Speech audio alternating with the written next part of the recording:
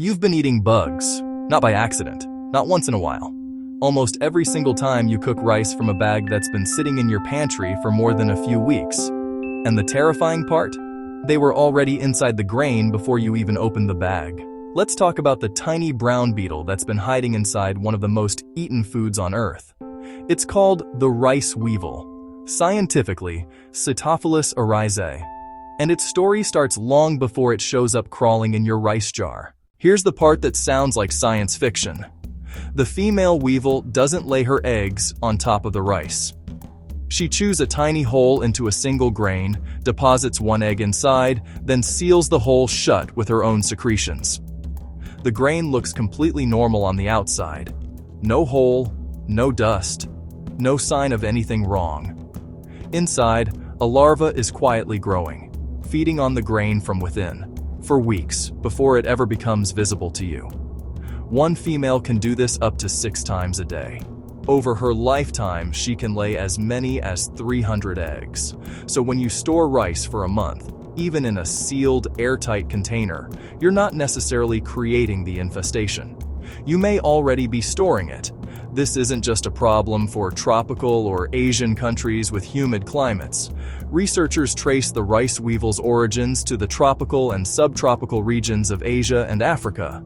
But through centuries of grain trade, it has spread to nearly every inhabited continent. It's been documented in the Americas, Europe, Africa, Asia, and Oceania, including Australia and New Zealand. Wherever humans store grain, this insect has found a way to follow. And it isn't picky. While it's famous for rice, the same species attacks wheat, sorghum, and cassava. Its close relative, the maize weevil, specifically targets corn and corn products, and the two are so similar in appearance that even researchers have historically confused them.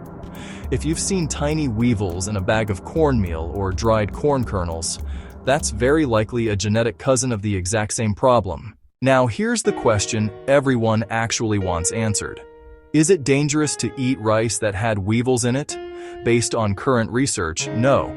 Weevils are not known to transmit disease to humans. If you sort out the visible bugs, rinse the rice, and cook it normally, it is generally considered safe to eat. The bigger issues are nutritional loss, since the larvae consume the starchy interior of the grain, and in rare cases, allergic reactions, particularly documented among bakery and mill workers repeatedly exposed to weevil particles in the air.